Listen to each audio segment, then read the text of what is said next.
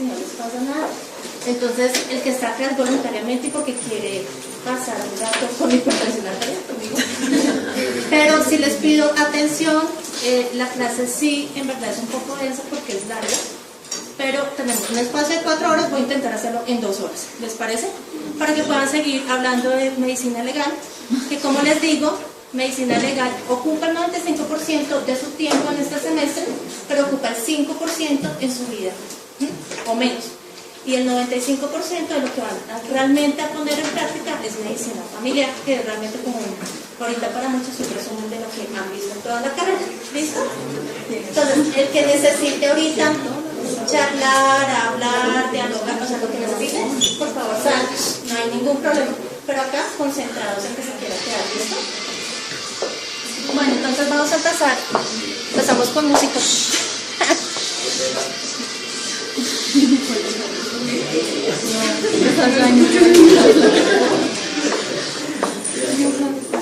Bueno, ahorita me pasas a listar. Entonces, ¿qué es? Vamos a empezar con la hipertensión. La prevalencia es el 30-45% en la población general. Va aumentando su prevalencia a medida que va aumentando pues la edad. Es un problema que ya es un problema de salud pública por su prevalencia y por sus complicaciones. Y es la primera causa de edad, enfermedad coronaria, falla cardíaca y enfermedad cerebrovascular, y es la segunda causa de falla renal que lleva a diálisis. Gracias. Bueno, esto es lo más importante.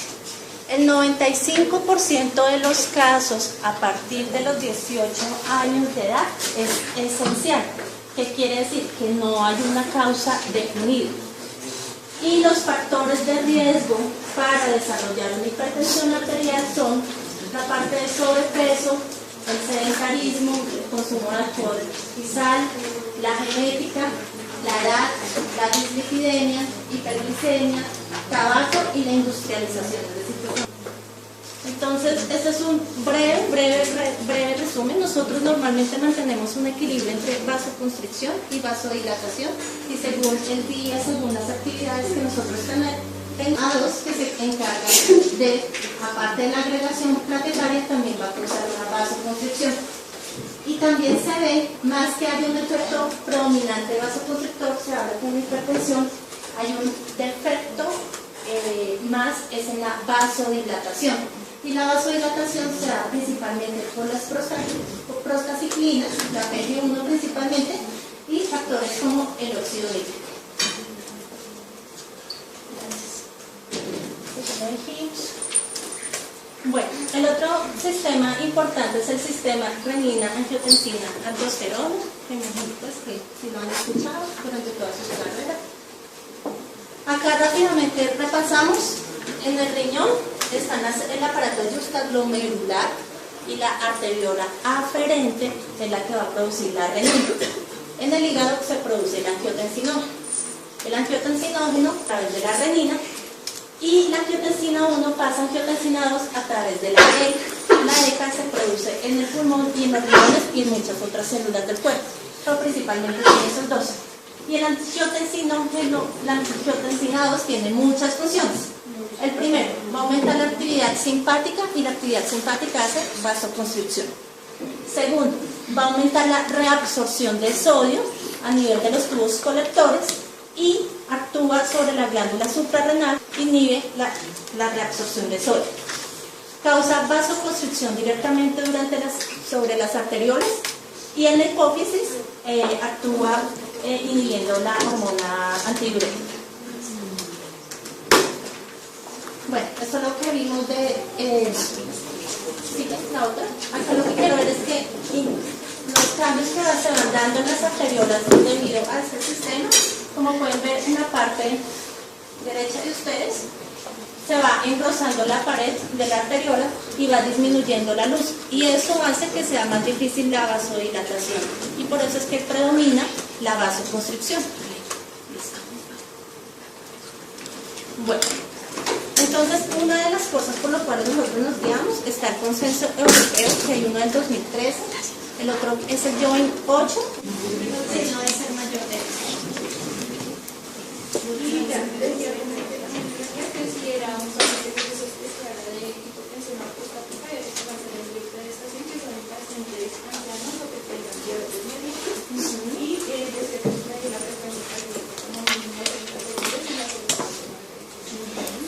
¿Eso sospechando qué?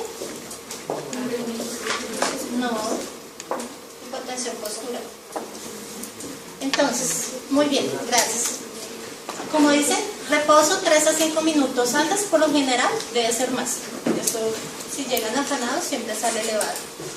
Número de tomas mínimas durante la consulta son 2 y la diferencia entre cada toma debe ser entre 1 y 2 minutos. Si es un paciente que tiene una arritmia, no sé si alguna vez han hecho el ejercicio, pero es muy difícil tomar esta tensión, lo que ustedes deben hacer es tomar varias mediciones a este paciente y sacan como el promedio de esas mediciones y ahí tienen como el valor de la presión arterial. El manguito del tamaño estándar, 12 a 13 centímetros de ancho y 35 centímetros de largo para un adulto. El puño debe quedar a nivel del corazón. Los ruidos de Kortokov, Sambo.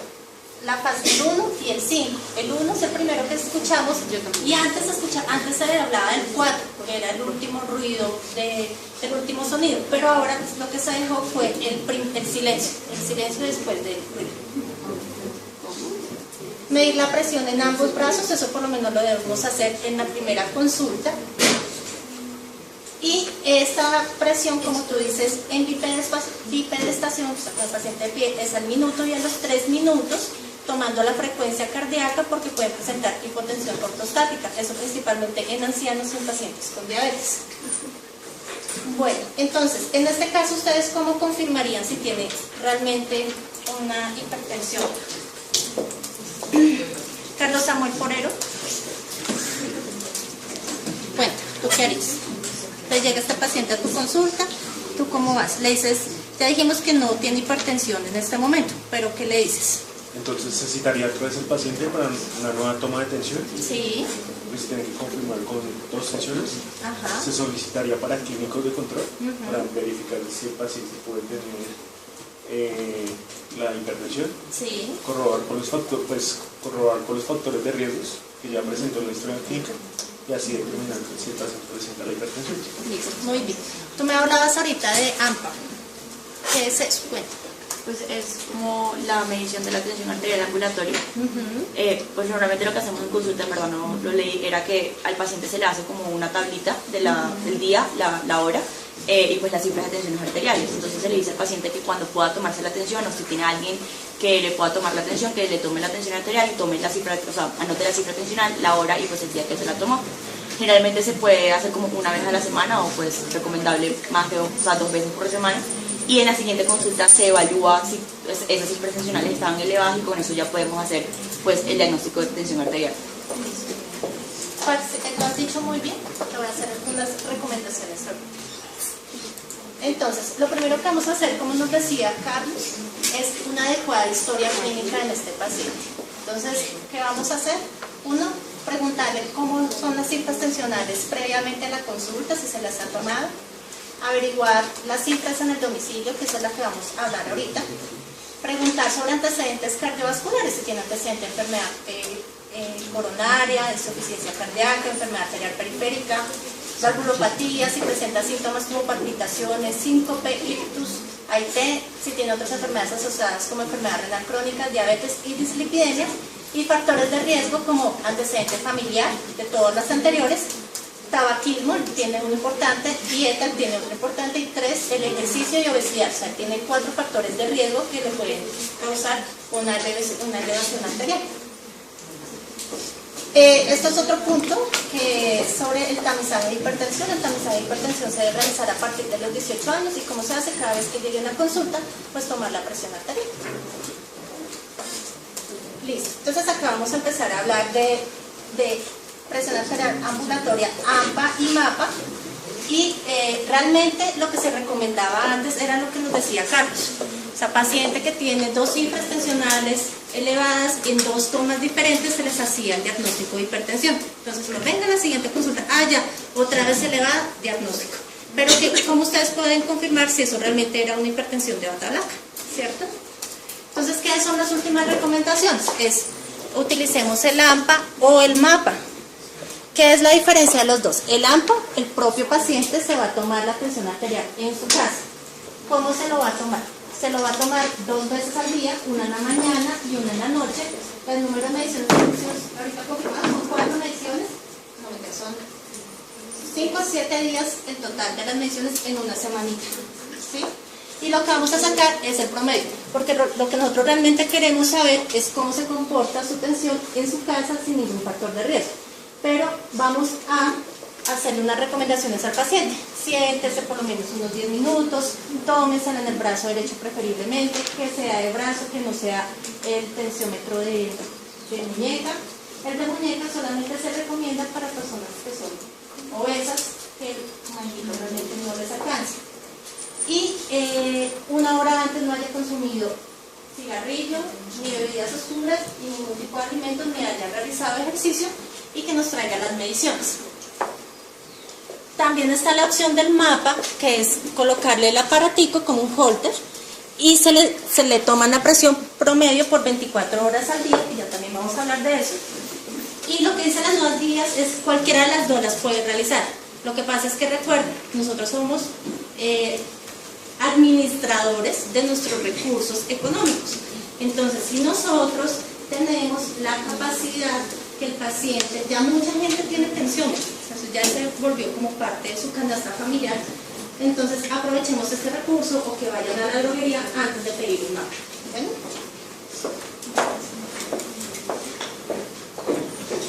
Entonces,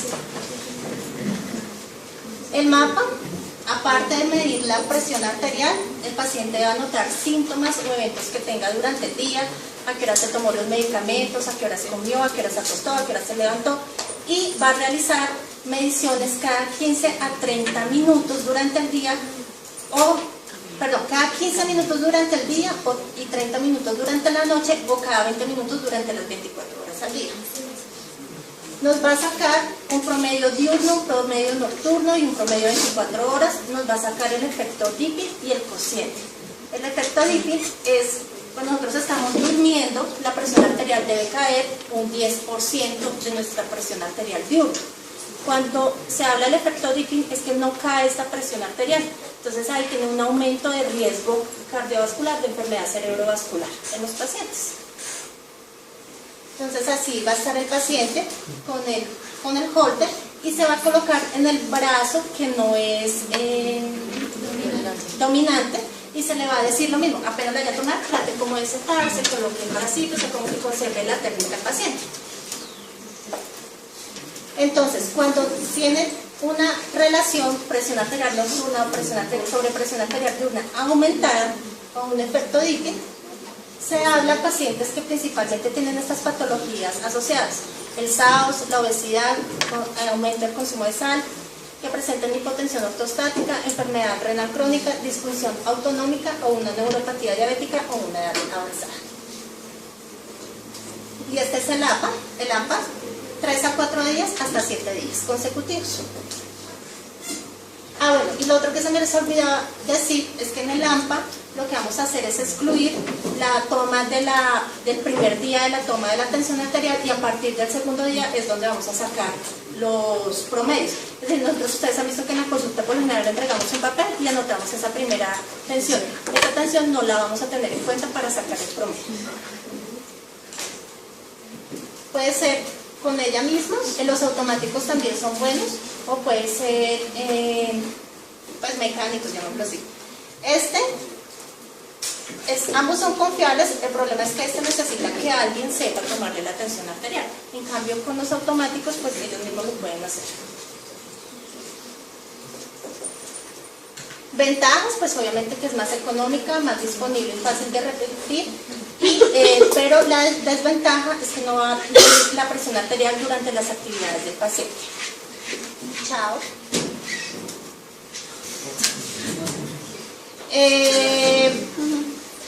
¿Por qué les insisto tanto que nosotros somos administradores del servicio de salud?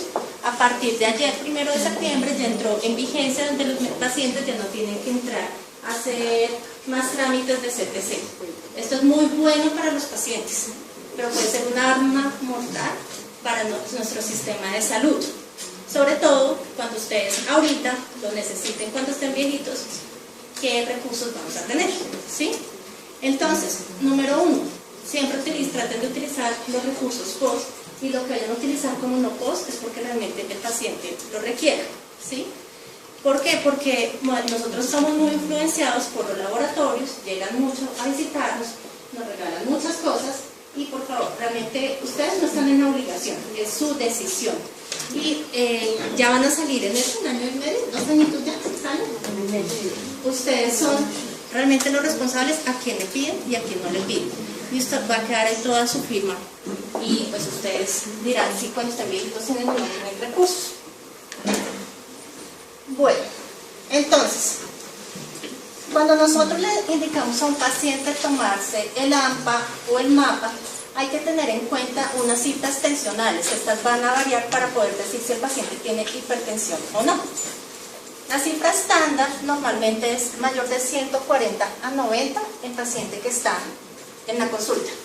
Pero en paciente que está ambulatoriamente debemos tener estos valores. Durante el día, mayor o igual a 135 y o mayor o igual a 85 es cuando hablamos de una tensión elevada. Y nocturna, mayor o igual a 120 o mayor o igual a 70.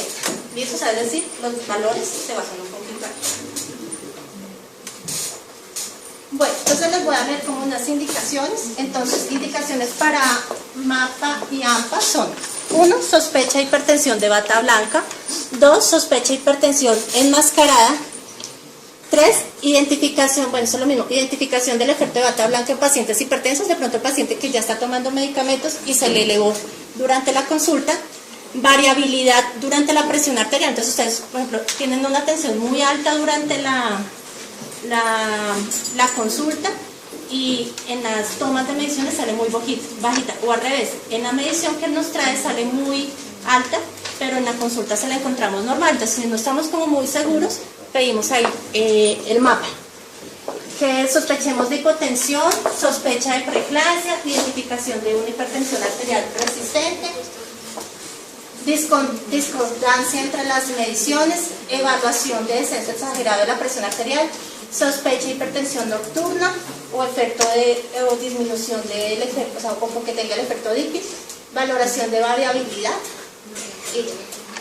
Bueno, entonces, en caso que tuviera este paciente hipertensión arterial, ¿cuáles eran las cifras? 152, 98. ¿Ciento qué? 51, 98. 52. 2, 98. Ahí, ¿cómo clasificarían la hipertensión? ¿Por qué les escribí yo en 7? Porque el yo en 8 ya no hace clasificación de hipertensión arterial. Listo. Entonces, Laura Juliana.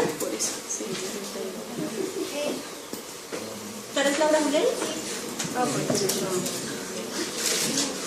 Cuéntame cómo es la clasificación.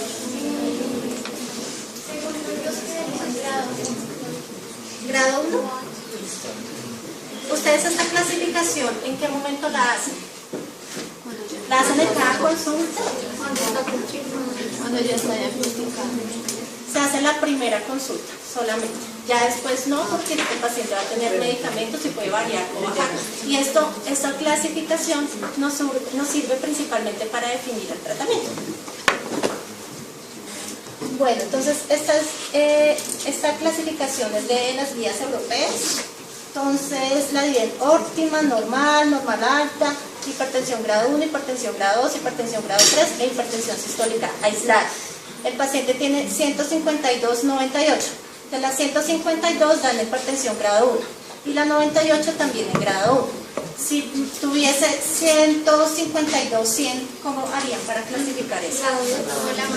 Se coge la más alta. Bueno. Y la clasificación del DIOIN 7 pues es mucho más cómoda que la otra, menos larga. La dividen estadio 1 y estadio 2 y en este caso sería estadio 2. Digo 1. Bueno. Lo segundo que tenemos que tener cuando tenemos un paciente con hipertensión por primera vez o un paciente que ya está siendo que ya viene mucho tiempo controlado y empezó a subirse las cifras tensionales sin ninguna causa aparente, tenemos que estudiar causas secundarias de hipertensión arterial. Entonces, el que necesite ahorita charlar, hablar, dialogar, o sea, lo que necesite, por favor, no hay ningún problema. pero acá concentrados en que se quiera quedar, ¿listo?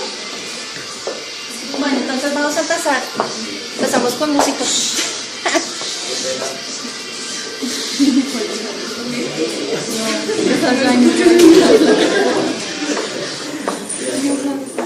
Bueno, ahorita me pasas a listar.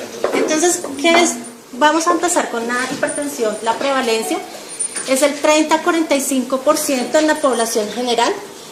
Va aumentando su prevalencia a medida que va aumentando pues la edad. Es un problema que ya es un problema de salud pública, tabaco y la industrialización.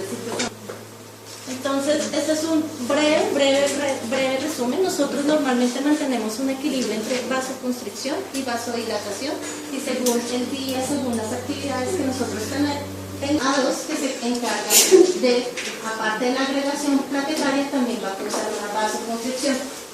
Y también se ve, más que hay un efecto predominante vasoconstrictor, se habla con hipertensión, hay un defecto más es en la vasodilatación. Y la vasodilatación se da principalmente por las prostaciclinas, la PG1 principalmente, y factores como el óxido nítrico.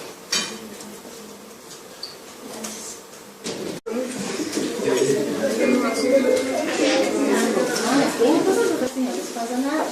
Entonces, el que está acá es voluntariamente porque quiere pasar un rato con hipertensión arterial conmigo. Pero si les pido atención, la clase sí, en verdad es un poco densa porque es larga, pero tenemos un espacio de 4 horas, voy a intentar hacerlo en 2 horas, ¿les parece? Para que puedan seguir hablando de medicina legal, que como les digo, medicina legal ocupa el 95% de su tiempo en este semestre, pero ocupa el 5% en su vida, o menos. Y el 95% de lo que van realmente a poner en práctica es medicina familiar, que es realmente como ahorita para muchos un resumen de lo que han visto en toda la carrera. ¿Listo? Por su prevalencia y por sus complicaciones, y es la primera causa de edad, enfermedad coronaria, falla cardíaca y enfermedad cerebrovascular, y es la segunda causa de falla renal, que lleva a diálisis. Gracias. Bueno, esto es lo más importante. El 95% de los casos a partir de los 18 años de edad es esencial. ¿Qué quiere decir? Que no hay una causa definida. Y los factores de riesgo para desarrollar una hipertensión arterial son la parte de sobrepeso, el sedentarismo, el consumo de alcohol y sal, la genética, la edad, la dislipidemia, hiperglicemia, consumo de HIMSS. Bueno, el otro sistema importante es el sistema renina, angiotensina, aldosterona, que me imagino pues que si lo han escuchado durante toda su carrera. Acá rápidamente repasamos. En el riñón están el aparato justaglomerular y la arteriola aferente, es la que va a producir la renina. En el hígado se produce el angiotensinógeno. El angiotensinógeno a través de la renina, y la angiotensina 1 pasa a angiotensina 2 a través de la ECA. La ECA se produce en el pulmón y en los riñones y en muchas otras células del cuerpo, pero principalmente en esos dos. Y el angiotensinógeno, la angiotensina 2 tiene muchas